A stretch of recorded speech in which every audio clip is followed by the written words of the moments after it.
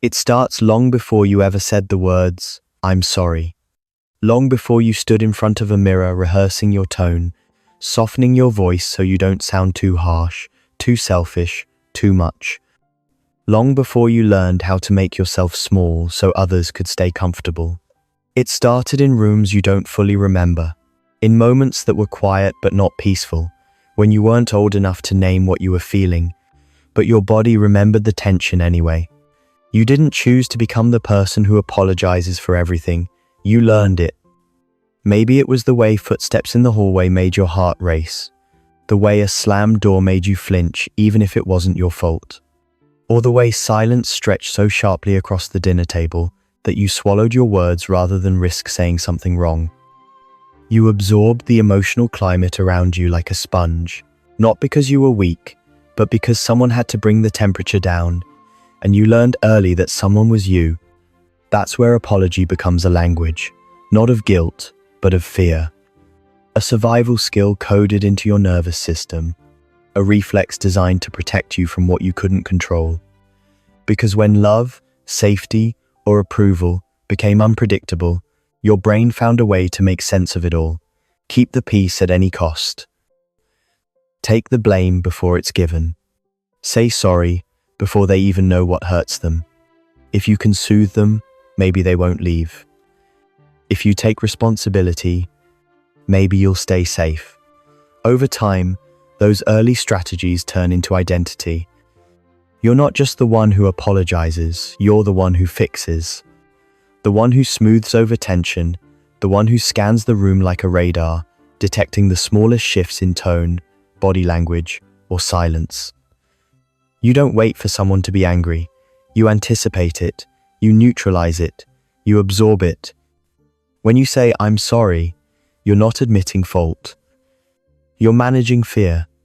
Fear that you'll upset them, fear that they'll reject you, fear that your needs will cost you love.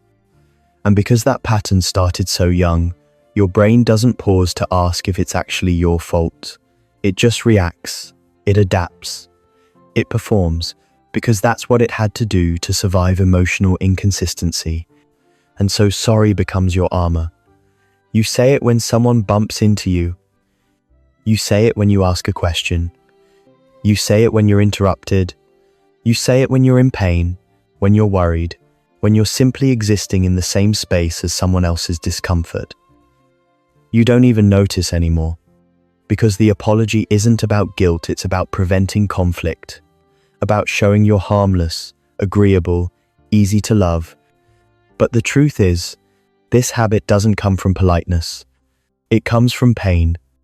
It comes from being taught, directly or indirectly, that your presence is negotiable, that your feelings are a burden. That peace is something you earn by erasing yourself. So, you carry that into adulthood like a ghost story your body never stops telling. When someone raises their voice, you flinch inside. When someone sighs heavily, your heart drops. When someone disagrees, you feel it as danger. You don't ask yourself, "Was I wrong?" You ask, "Am I safe?" And even though you're not that child anymore, your nervous system doesn't know the difference. The stakes still feel high. The smallest disapproval feels like punishment. The slightest distance feels like abandonment. You've been rehearsing apology for so long, you don't even know what it would feel like to simply be without justifying it. And that's what most people don't understand. They think over-apologizing is about being polite, but it's not. It's about keeping relationships intact, even at the cost of your truth. It's about preventing explosions that already happened years ago. It's about carrying the invisible weight of emotional responsibility you never asked for but were forced to hold. You weren't born saying sorry for existing. You learned it from a world that made you believe peace was something you had to hold alone. And that's why your body apologizes before your mind even catches up. But here's what you need to hear. You don't owe the world an apology for being human. You don't have to shrink yourself to belong. You don't have to be soft to be loved.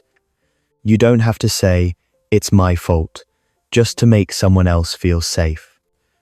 You were never the problem. but you did become the solution for everyone but yourself. And now, as an adult, every casual, reflexive "I'm sorry" is really a message from the past. A memory of the child who learned to quiet their own needs to avoid emotional chaos. A survivor who grew up thinking love was something fragile, breakable, earned through self-erasing instead of through truth.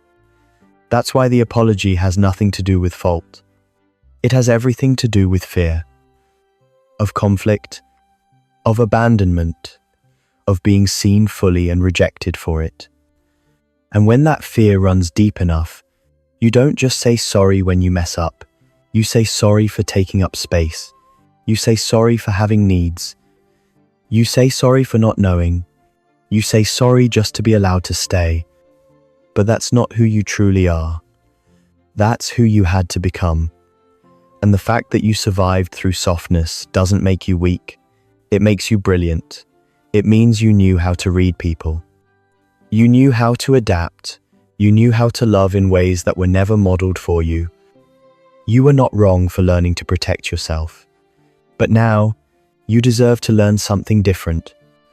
That love doesn't disappear when you make a mistake. That peace doesn't require your absence. That being honest isn't the same as being harmful. That saying no doesn't make you unkind.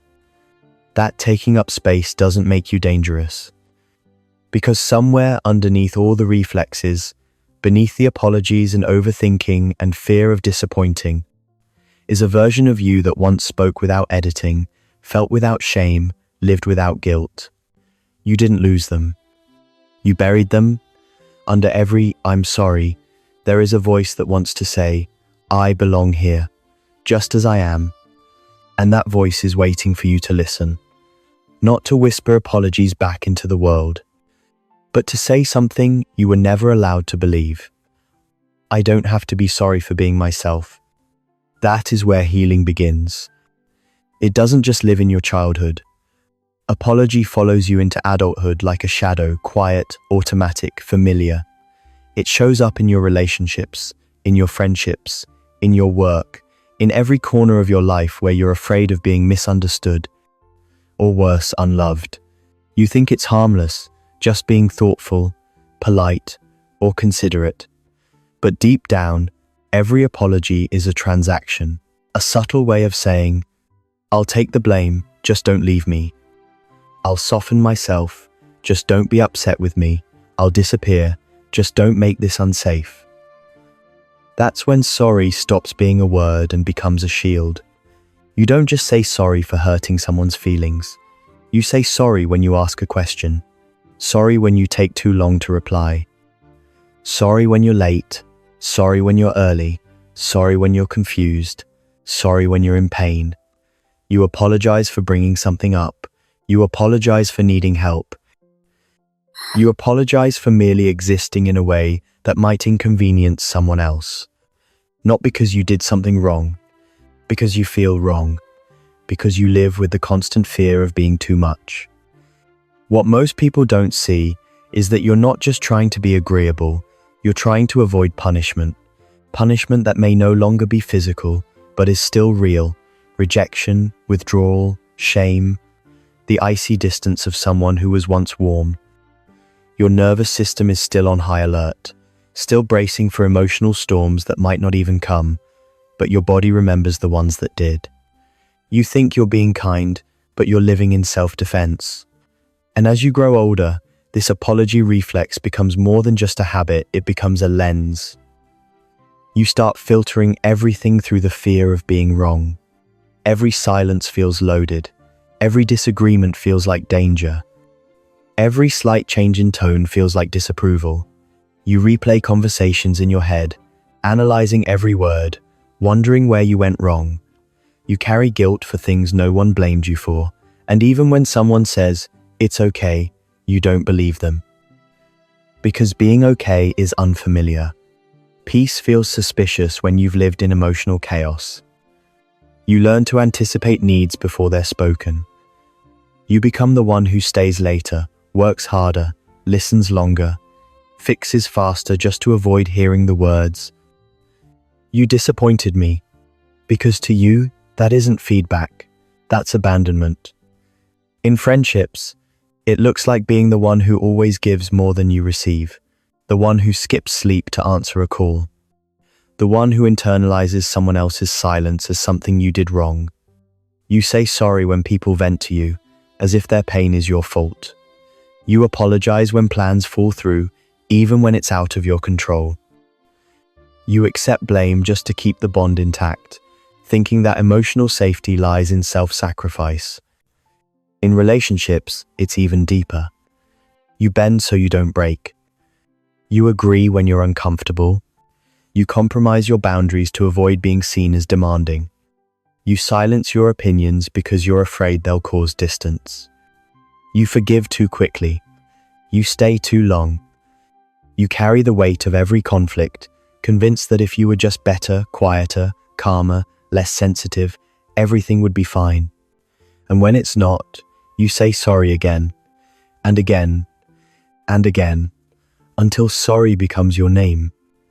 But here's the brutal truth no one told you. Apologizing for everything doesn't make people love you, it just makes them comfortable. It tells them, I will always take the blame. I will absorb what you don't want to feel. I'll keep the peace, even if it destroys me.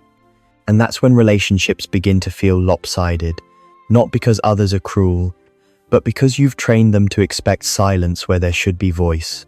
You've given up your power in exchange for safety. But the cost of emotional safety has been your emotional truth. So you live with a quiet ache, a constant, low-grade sadness, a sense that you're never fully seen. Because how can you be seen when you're always hiding your thoughts behind a soft apology? How can you feel connected when you're not fully present in your own life? You start to notice something heartbreaking. Being liked and being loved are not the same. People may like how easy you are, how flexible, how non-confrontational, how unproblematic, but they don't know you. They don't know your needs, your anger, your boundaries, your complexity. They like the reflection of themselves they see in your loyalty. But they don't love the real you, because the real you never gets a chance to show up. And over time, the apology begins to feel heavier. It tastes like resentment toward others for expecting so much, but mostly toward yourself for giving so much away. You begin to wonder, why do I feel guilty for needing things? Why do I panic when someone is upset? Why do I feel like everything is my fault? And that's when the truth starts to crack through. Your body is still living in an old story. A story where love was earned, where worth was proven, where being good meant being invisible. And when you start noticing this, it feels like confusion. A quiet rebellion inside you begins, a voice that whispers, "What about me?" But that voice is drowned in guilt, because you were trained to equate self-prioritization with selfishness. You apologize before you speak. You apologize while speaking. You apologize after speaking. You over-explain until everything feels justified, even things that don't need justification, just so you won't be seen as difficult. And you don't realize how painful that is until someone gently says, "You don't need to be sorry for that."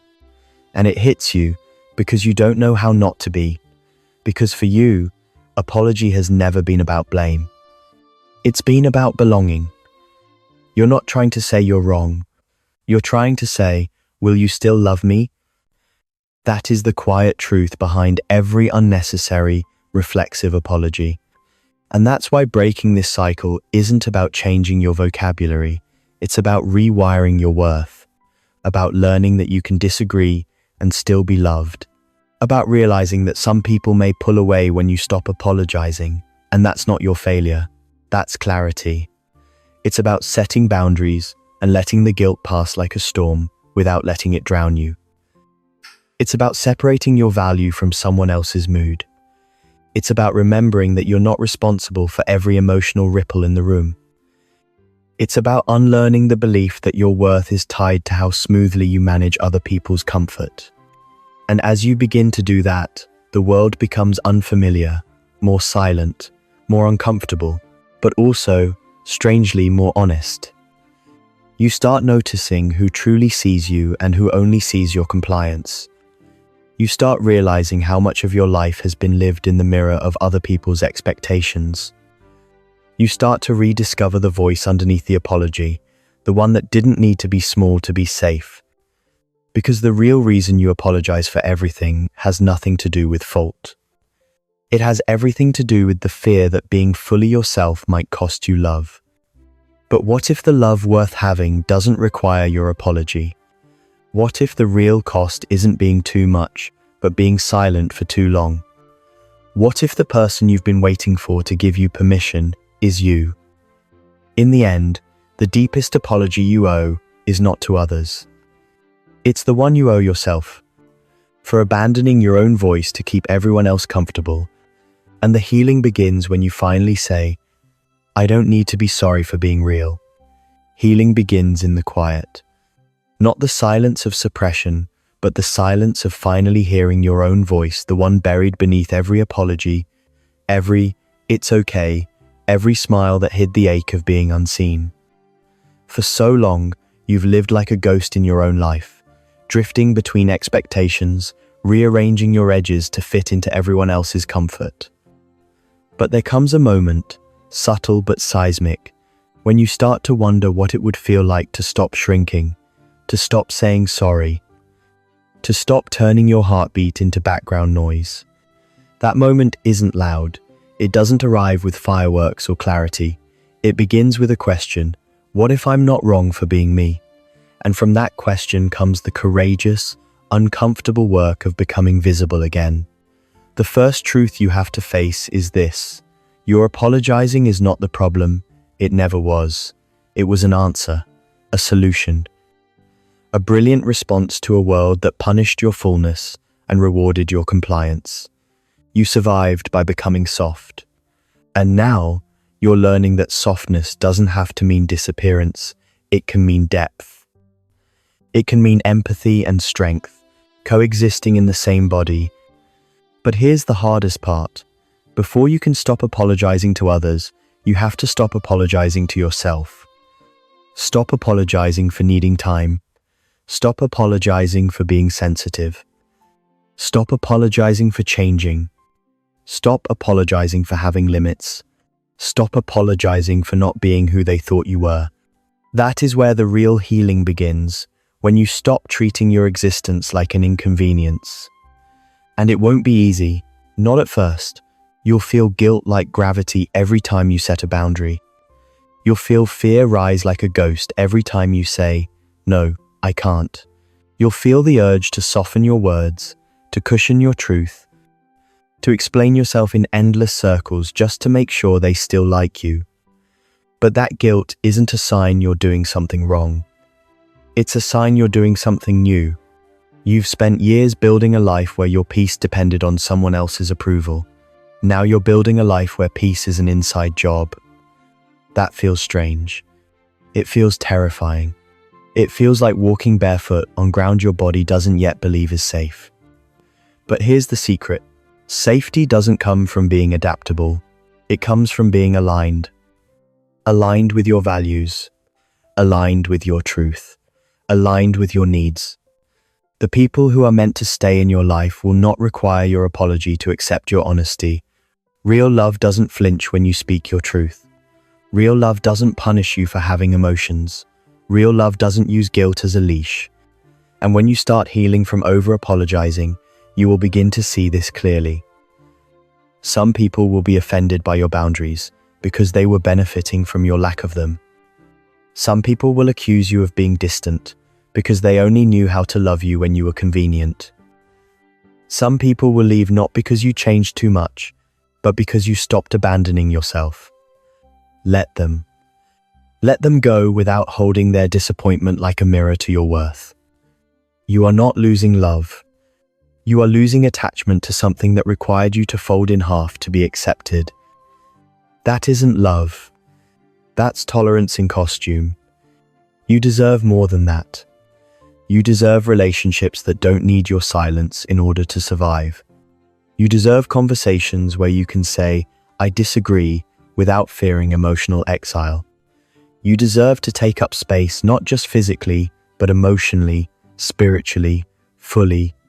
And if that feels dangerous, remind yourself. Danger is just a feeling your body learned from the past. It's not a prophecy. You are not that powerless child anymore. You are not living in the emotional economy of your upbringing. You are allowed to exist without permission. The work now isn't to change who you've been, it's to meet the parts of you that learn to shrink and tell them, you don't have to do that anymore. I've got you now. You can start small. Notice when you say sorry out of reflex. Pause. Ask yourself, am I really at fault or am I afraid? Replace the apology with something honest. Thank you for your patience. Let me get back to you. I didn't understand that. Can you explain? I need time to think. These phrases don't apologize for existing, they honor it. Then, go deeper. Say no when you mean no, even when your heart pounds. Let someone be disappointed even when your chest tightens. Tell the truth even when your voice shakes.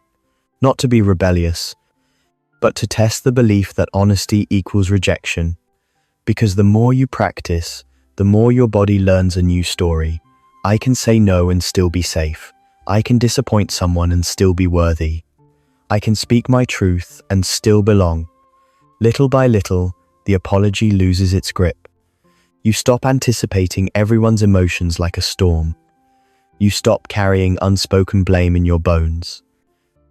You stop rehearsing survival in situations that no longer require it.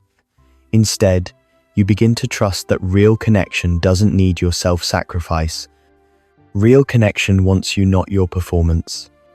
And then one day, the most beautiful thing happens. You find yourself in a moment where you would have said sorry, but instead, you exhale. You speak clearly. You stay rooted in your truth, and the world doesn't fall apart. Something inside you softens not into fear, but into freedom, because you realize you've finally stopped apologizing for being human. And in that moment, you don't just save your voice, you reclaim it. You don't just protect your peace, you become it. The journey home to yourself is not a straight line, it's a spiral. You will circle back to old habits, old fears, old reactions. But each time, you'll return with more clarity, more strength, more compassion for the person you've always been beneath the layers. The work of unlearning apology is not about becoming harder. It's about becoming whole, no longer bending to keep the world calm, no longer apologizing for the space you take, no longer translating your worth through someone else's comfort. You are not here to make yourself small. You are here to be real. And the world doesn't need more apologies. It needs more people who are unafraid to speak, to feel, to live without shrinking. So the next time the word sorry rises to your lips for simply existing, pause, breathe, and ask yourself, what would I say right now if I knew I was already enough? Then say that instead. That is the moment you stop surviving and start living.